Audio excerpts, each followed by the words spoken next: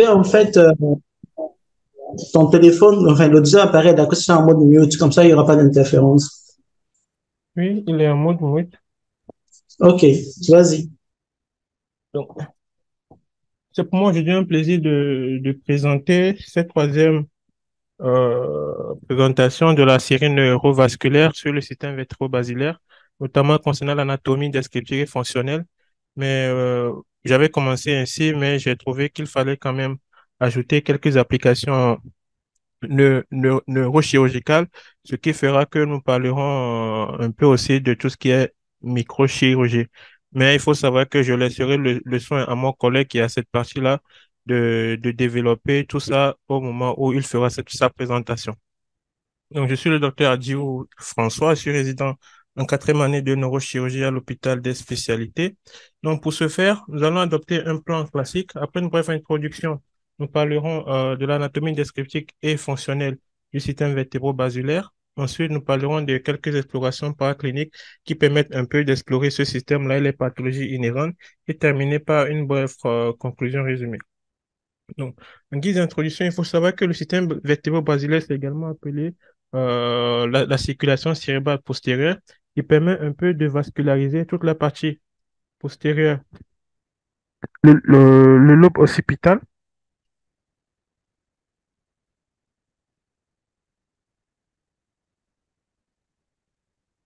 Donc, il permet de vasculariser généralement toute la partie postérieure du cerveau, notamment au niveau du lobe occipital, les parties internes des deux lobes temporaux à travers la terre cérébrale postérieure, les thalamus et les pédoncules cérébelleux à travers les perforants du tronc cérébral, de vasculariser également le tronc cérébral et le cervelet et la partie supérieure de la moelle cervicale, ce qui va faire que les pathologies qui sont liées au vaisseau du système vétéro-basilaire vont entraîner des lésions à l'une de ces régions-là. Il faut savoir aussi que ce système vétéro-basilaire est généralement associé au polygone de Willis via la terre communicante postérieure.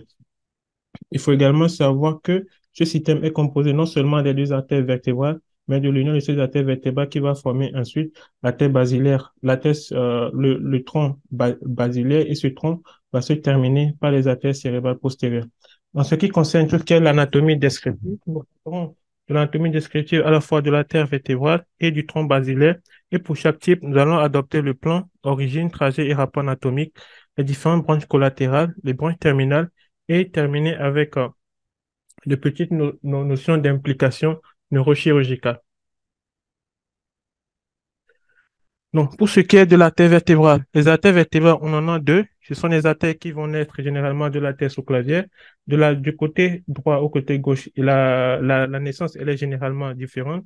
À gauche, l'artère sous-clavière, elle va naître directement de la crosse de la haute, mais du côté droit, l'artère sous-clavière ici, elle va naître généralement du tronc artériel brachio-céphalique qui va donner la carotide commune là et va donner l'artère sous-clavière. Il faut savoir que les deux artères vertébrales sont généralement les branches les plus grosses de cette artère sous-clavière-là.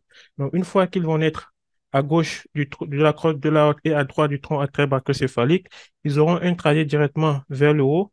Ils vont dépasser le T1, le T1, le C7, puis ensuite entrer dans le foramen de C6 et continuer leur trajet vers le haut de C6, C5, C4, C3 et C1. Une fois qu'ils arrivent au niveau de C1, cette artère-là va avoir un trajet un peu plus en postérieur que je vous invite à toujours garder en tête parce qu'ils auront des implications anatomiques et notamment sur le plan neurochirurgical. Donc, une fois que cette artère-là va traverser le foramen de C1, il va former une empreinte sur cette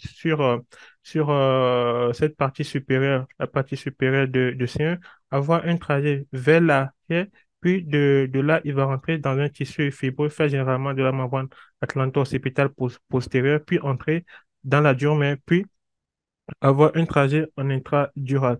Donc là, je vous invite vraiment à garder cette image en tête. Ça, c'est une vue postérieure de cette artère-là au niveau de sa partie terminale et de son rapport avec le point du premier nerf. En dessous, on a des vues beaucoup plus cadavériques qui montrent un peu la portion intradurale de l'artère vertébrale.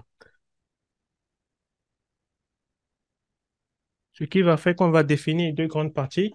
Donc, on a un segment extradural, c'est tout ce qui va partir de la crosse de la jusqu'au niveau de l'entrée dans la durée et on a un segment intradural à partir de la durée.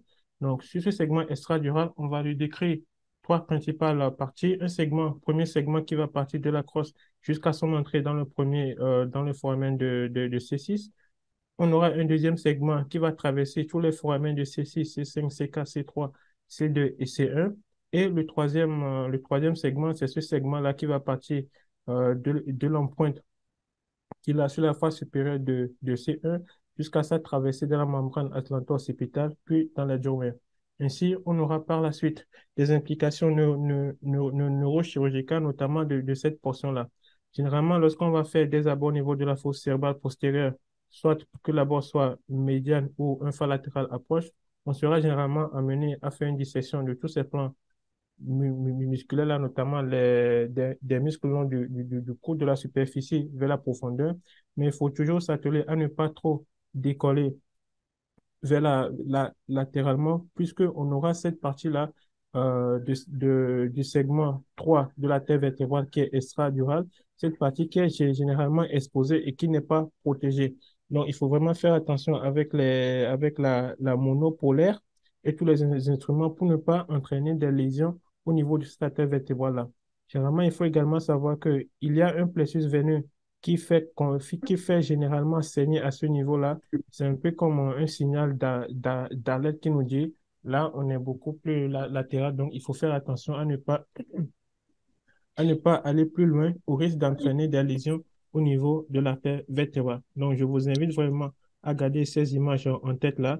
Là, on a enlevé tous les muscles de la superficie vers la profondeur et latéralement, on va exposer l'artère vertébrale. Pour un abord de la fosse cérébrale simple, on n'a pas besoin de tout ça, mais pour les abords, les fois latérales approchées, les variantes, on est généralement amené à ouvrir toute cette partie-là pour avoir accès à la partie extradurale de la terre vertébrale.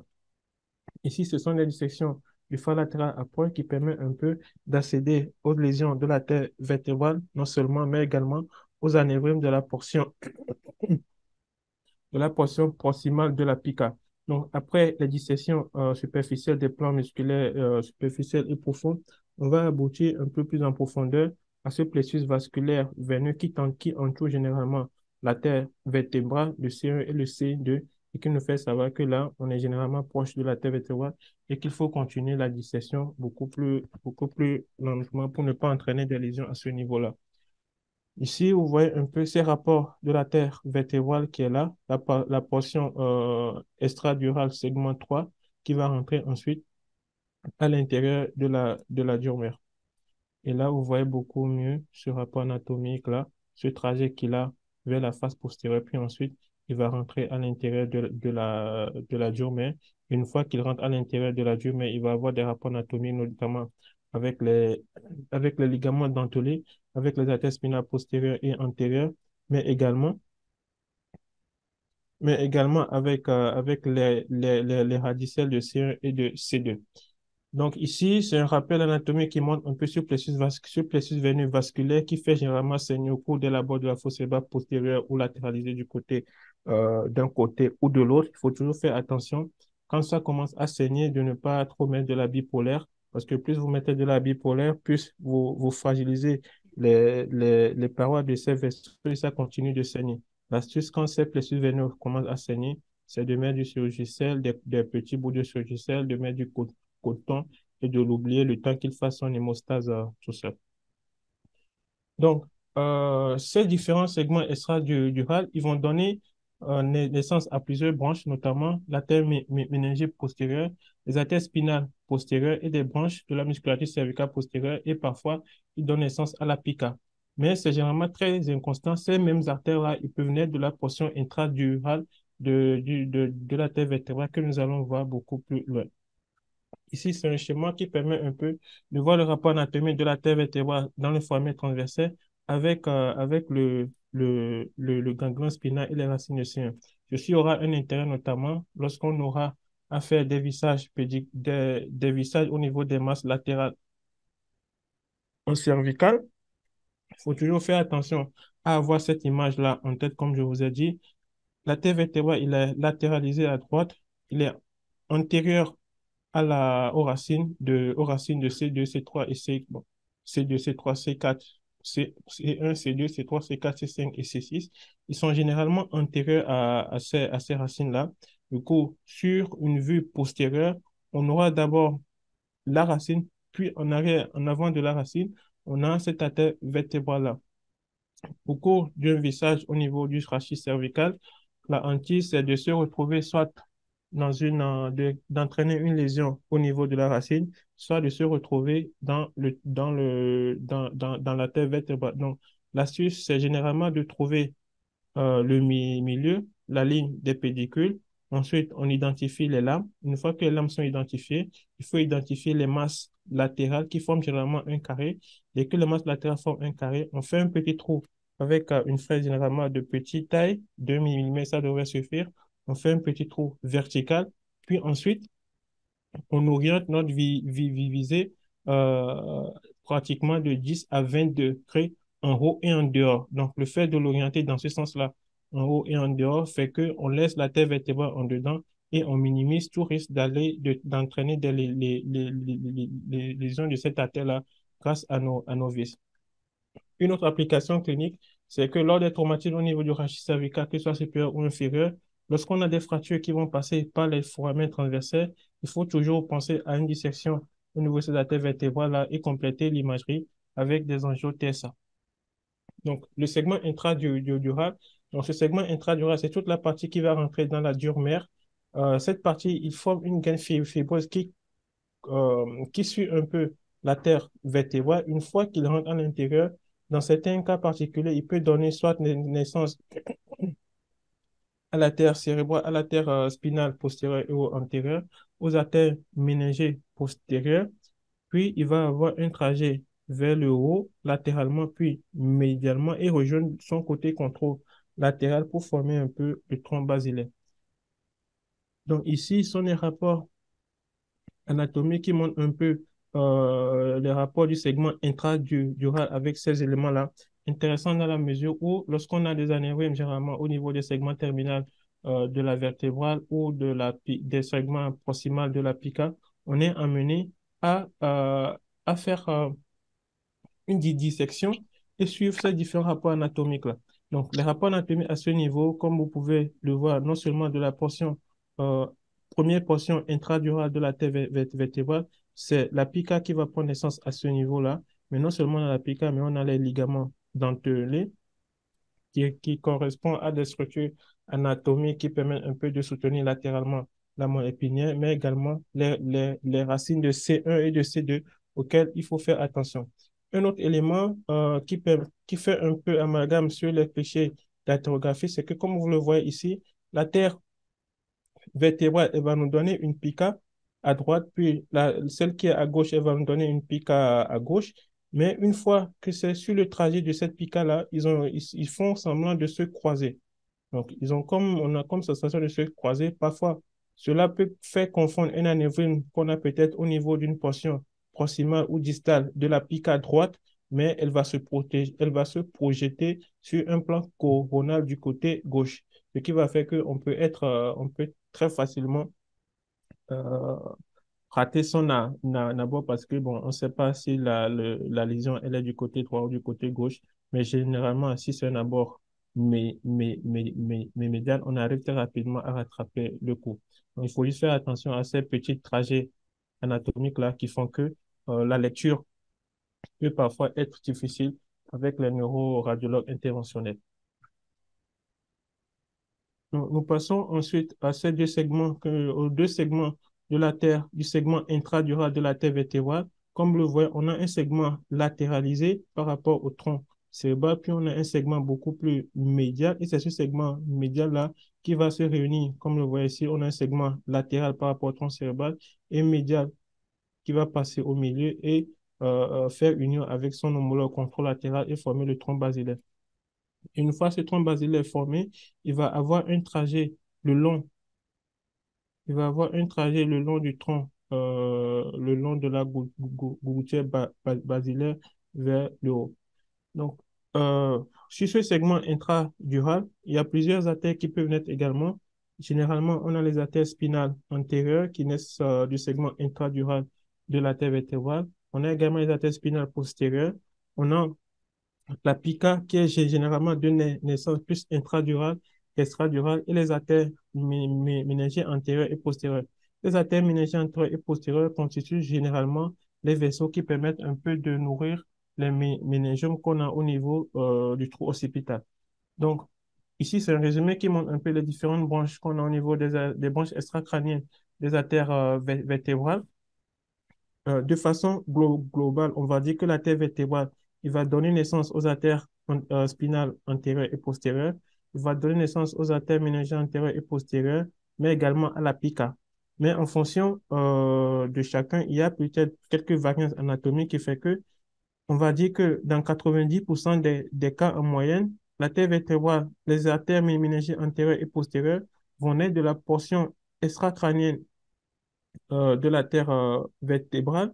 Pareil pour la terre spinale postérieure, mais la pica, par exemple, elle naît le plus souvent de la branche intradurale. Elle naît le plus souvent de la branche intracrânienne ou intradurale de la terre vertébrale.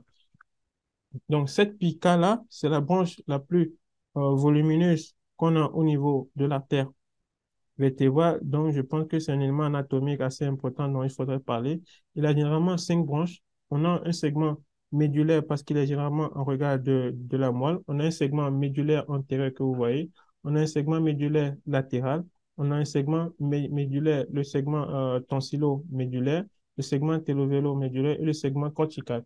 Le fait de séparer cela en plusieurs segments a un intérêt généralement sur le plan thérapeutique pour les neuroradios-interventions, mais également pour les neurochirurgiens, dans la mesure où plus on a des lésions qui sont localisées au niveau de cette partie proximale-là, si on aboutit à une occlusion de la pica en proximal, plus on aura tendance à avoir des ischémies au niveau du tronc cérébral, et plus on fait des occlusions au niveau du segment distal, plus l'occlusion, on va dire qu'elle est généralement asymptomatique.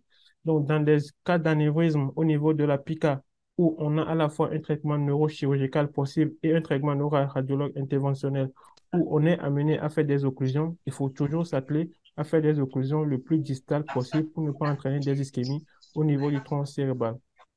Donc, si on a des techniques chirurgicales qui se valent et qu'on est amené à choisir un, il faut toujours choisir la technique qui permet de ne pas entraîner une occlusion de la pica dans son côté proximal, notamment les segments médulaires antérieurs et au niveau des segments médulaires latéraux.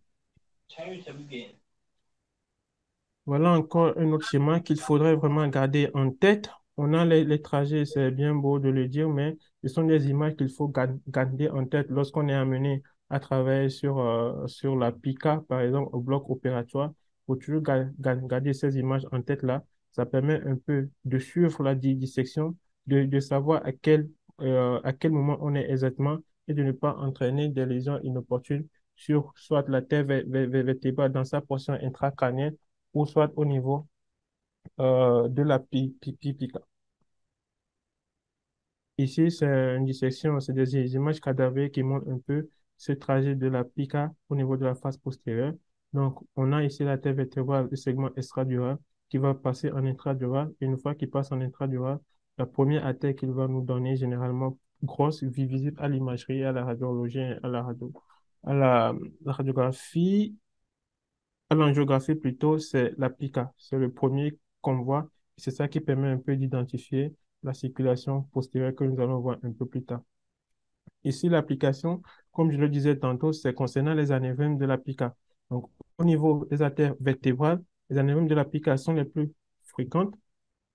Donc, pour les opérer sur le plan neurochirurgical, il faut déjà soit faire abord un phare latéral approche pour pouvoir accéder à la terre vertébrale dans sa portion intradurale, ou sinon, on peut se contenter d'un abord rétrosigmoïdien, mais il faut que l'incision soit généralement très étendue, pratiquement jusqu'à la ligne médiane pour pouvoir accéder à cela. Donc, une fois qu'on a accès à la terre, il faut toujours commencer à suivre la terre vertébrale à son entrée dans la dure-mère, la suivre, identifier ensuite la pica. Une fois la pica identifiée, on peut aisément identifier notre anévrisme. s'assurer des dissections qui sont tout autour de l'anévrisme avant de passer au clipage chirurgical. Ici, c'est un petit tableau que je vous laisserai voir par la suite qui permet un peu de choisir le traitement chirurgical ou le traitement endovasculaire lorsqu'on est amené à décider devant les anévrismes de la pica parce que généralement, ces anévrismes, ils se prêtent aussi bien à la chirurgie qu'au clipage chirurgical, qu'à la chirurgie qu'à l'embolisation. Ici, c'est un schéma un peu récapitulatif de tout ce que nous venons de dire. Donc, la terre vertébrale, il aura un segment extracrânien et un segment intracrânien une fois qu'il va dépasser la diomère. Un segment intracrânien aura généralement deux segments, un segment latéralisé qui est là, un segment médial qui va s'unir avec son homologue contralatéral et former le tronc basilaire. La terre vertébrale va nous donner plusieurs collatérales, notamment les artères spinales antérieures et postérieures, les artères spinales, les artères méningées antérieures et postérieures, et sa plus grosse branche intradurale, c'est généralement la pica que vous allez voir ici. L'autre élément qu'il faut savoir aussi, c'est que le calibre des artères vertébrales n'est pas toujours le même. Généralement, l'artère vertébrale qui est du côté gauche, il est généralement de plus gros calibre que le côté droit. Ici, c'est toujours un schéma récapitulatif que je vous laisserai le soin de voir par la suite. Donc, nous passons ensuite à la terre vertébrale, le tronc basilaire plutôt. Le tronc basilaire, c'est l'union à la fois de la terre vertébrale droite et du côté gauche, généralement en regard du sillon bulbo-mésencéphalique. Il va avoir une trajet dans la gouttière basilaire sur tout le pont, va dépasser un peu le mésencéphale et va se terminer avec les artères cérébrales postérieures. Donc, on va continuer. Donc, les différentes branches qu'on a généralement au niveau du tronc basilaire sont les gros branches qui vont vasculariser à la fois une grande partie du tronc basilaire, mais également du cervelet. On a essentiellement l'AICA, c'est la partie médiale, c'est la partie, on va dire, moyenne, qui va prendre naissance généralement à hauteur du pons. Donc, il aura plusieurs branches, notamment la l'attelle labyrinthique qui va suivre un peu le nerf 7 et le nerf 8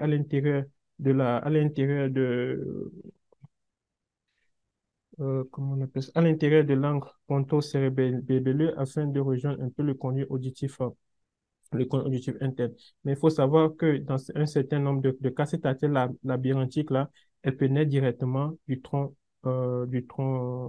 basilaire. Donc, les principales branches que nous avons au niveau du tronc basilaire, on a un moins degré l'artère labyrinthique, on a l'AICA dont nous venons de passer tout à l'heure. Cette AICA, elle a généralement quatre branches comme la pica, l'AICA et l'artère cérébelleuse supérieure. Les segments sont généralement en rapport avec leur position anatomique. Donc là, l'AICA, il est généralement situé sur le pons. Donc, on va lui décrire une première partie pontique antérieure, une deuxième partie pontique latéralisée, ensuite une partie floculo-pédonculaire, puis terminée par une partie corticale. Donc, plus la lésion, elle est proximale, antérieure ou latérale, plus il faut faire attention à ne pas entraîner des occlusions à ce niveau parce qu'elles seront à coup sûr symptomatiques pour le patient. Donc, l'AICA va donner naissance à des artères perforantes au niveau du tronc cérébral, à des branches choroïdiennes de la tête au niveau des plexus choroïdes, mais également va donner des branches qui vont sur le trajet de certains nerfs, notamment le nerf 3 et le nerf 7 et le nerf 8 à travers la terre labyrinthique. Le troisième ou bien le quatrième élément très important qui naît également du tronc basilaire, c'est la tête cérébelleuse supérieure qui naît juste avant la branche terminale terminale du tronc basilaire qui est la tête cérébrale postérieure. Donc cette artère cérébelleuse supérieure, elle naît pratiquement à 1-2 mm avant la fin du tronc basilaire.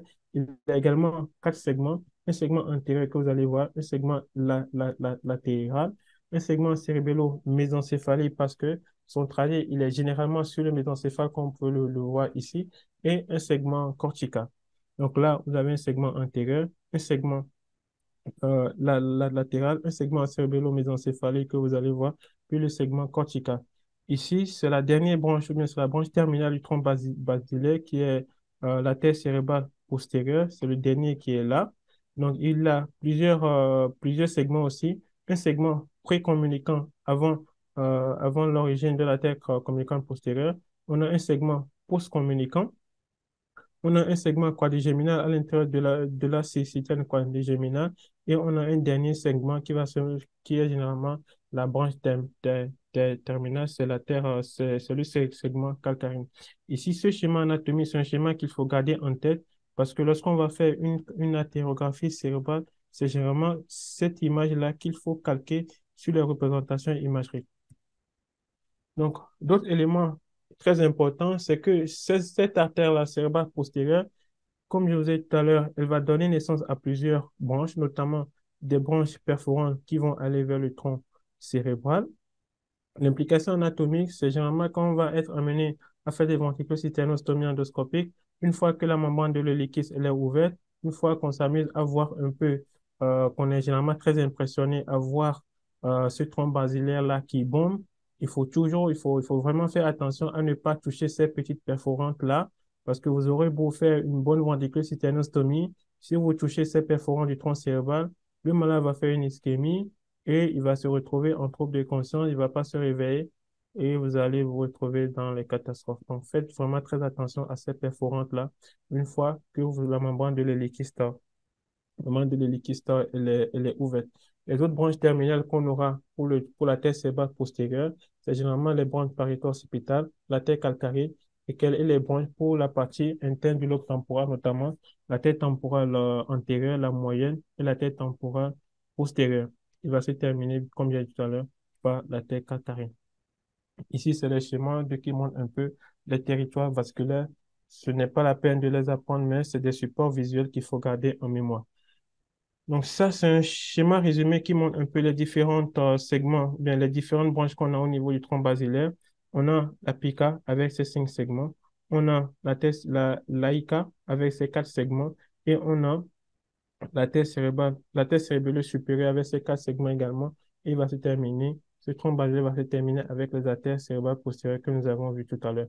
Donc, de façon mnémotechnique, il faut juste savoir que au niveau de l'apica, c'est un regard du bulbe. Donc, on a un petit segment médulaire antérieur, médulaire latéral, le télévélo-tonsillaire, le tonsillaire, le cortical. L'AICA, il est un regard du pont. Donc, on a un segment pontique antérieur, pontique latéral.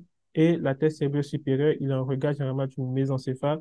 Donc, on a un segment ponto-mésencéphalique antérieur, la latérale pédonculo-mésencéphalique, cérébellum pontique plutôt, et ensuite la corticale. C'est des moyens mnémotechniques pour comprendre un peu la nomenclature de ces artères-là.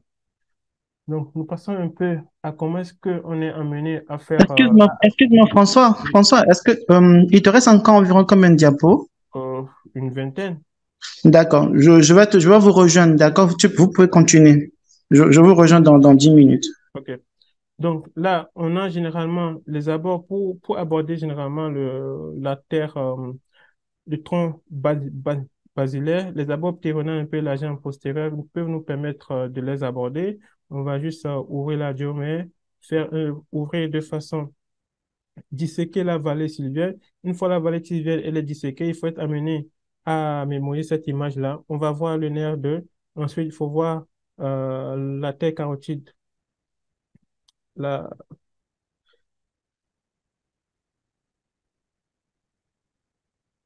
J'ai un trou de mémoire. La carotide interne, on doit la voir. On doit voir ensuite le A1.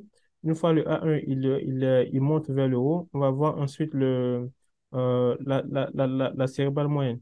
Donc, dès qu'on voit la cérébrale moyenne, il faut faire un zoom du microscope pour voir encore un peu plus en profondeur. Une fois en profondeur, il faut ensuite identifier la tête cérébrale postérieure. Une fois que la tête cérébrale, pardon, il faut identifier la tête communicante postérieure. Une fois que la tête communicante postérieure il est identifié, on va suivre son trajet latéralement jusqu'à aller vers le tronc basilaire. Et généralement, au niveau du tronc basilaire, les anévrimes vont se localiser à ce pic, au niveau de ce pic du tronc basilaire là. Généralement, le tronc basilaire, il est là. On a la terre cérébrale supérieure qui est là, la terre cérébrale postérieure qui est là. Les anévrimes du tronc basilaire sont généralement situées au niveau de ce sommet-là, lié au fait qu'on a un flux artériel qui, à chaque fois, frappe comme une paroi ici.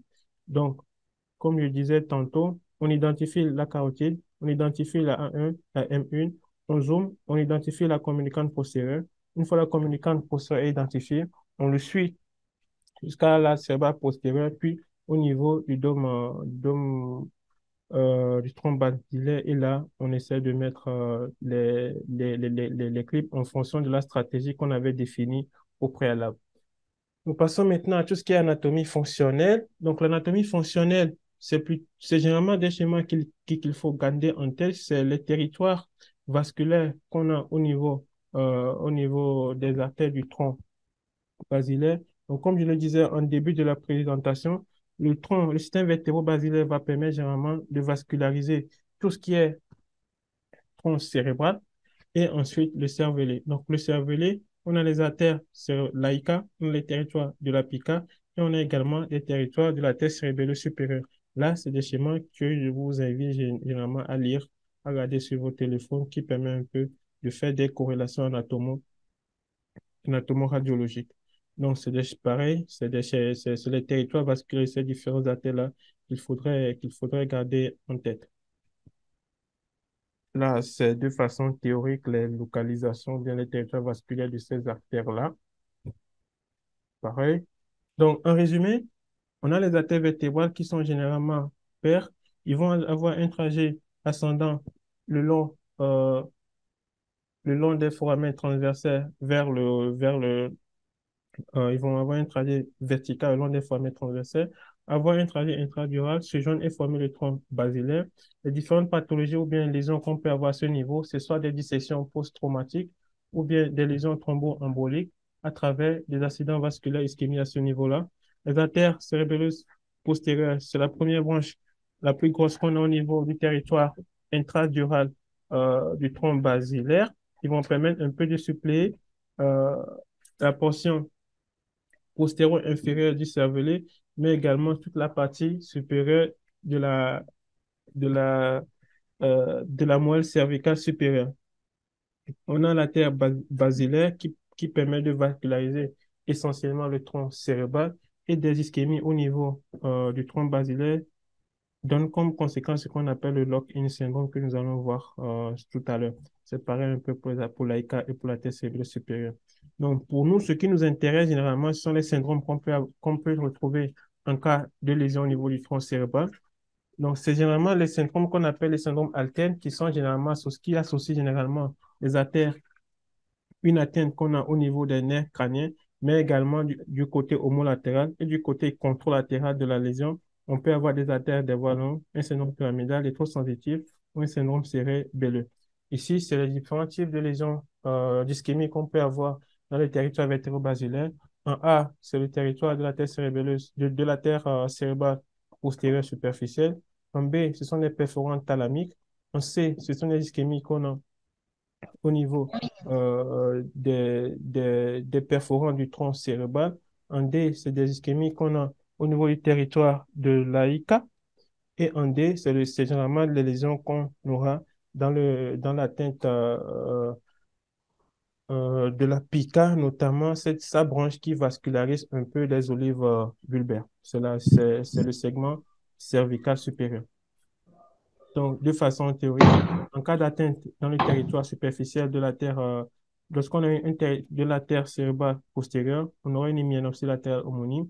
On peut avoir des alexies, des agnosies visuelles lorsque l'atteinte se trouve dans l'hémisphère majeur et des troubles de représentation spatiale lorsque l'atteinte est au niveau de l'hémisphère mineur. Dans les territoires profonds, il faut savoir que le thalamus, il est innervé, il est vascularisé généralement par des branches perforantes, pas des perforantes profondes du tronc cérébral. Donc, on peut également avoir des syndromes thalamiques qui vont se manifester généralement par des troubles sensitifs. Les autres éléments, c'est les infarctus sous-tentoriels, c'est les infarctus profonds du tronc cérébral. Lorsqu'on a un infarctus assez étendu du tronc cérébral, on aura ce qu'on appelle le lock-in syndrome. C'est des patients qui sont complètement tétraplégiques, mais qui gardent quand même une conscience assez éveillée. Les syndromes alternes, nous l'avions vu, c'est du côté de la lésion, on aura des lésions au niveau du tronc, au niveau des noyaux, des paies crâniennes, et du côté contralatéral, on a soit des atteintes sensitives ou des atteintes motrices ou cérébelleuses. Les deux principales qu'il faut garder en tête, c'est le syndrome de Weber, qui est caractérisé par une atteinte à la fois du 3 et une hémiplégie motrice pure à cause de l'atteinte du faisceau pyramidal au niveau des pédoncules cérébraux.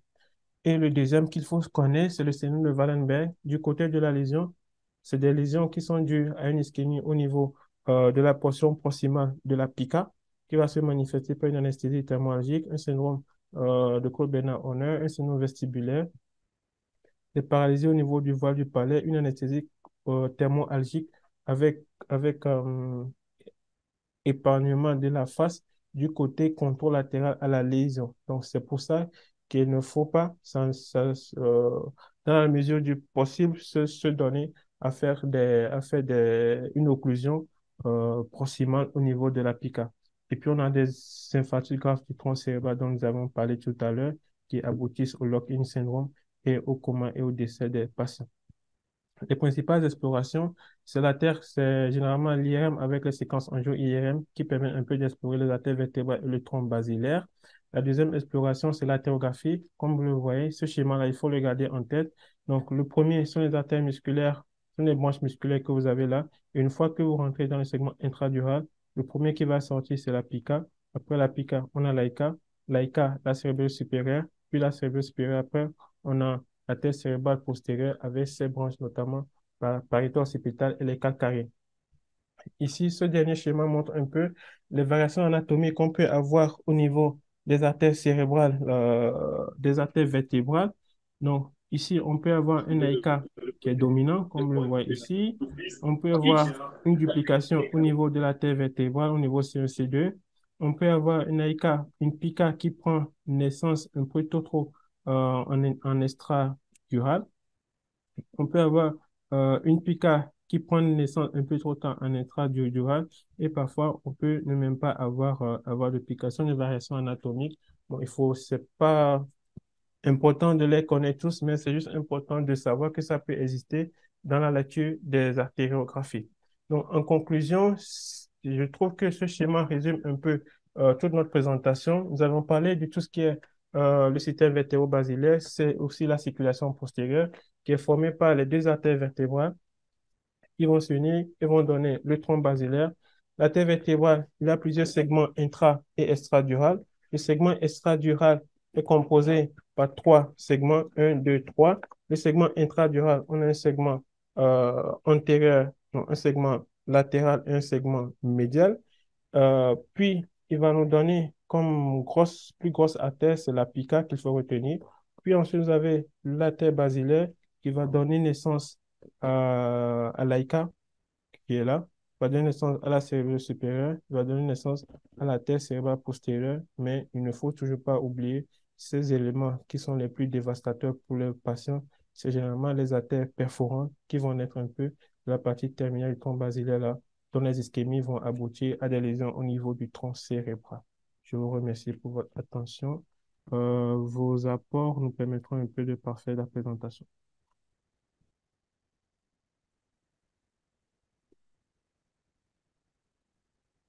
Allô?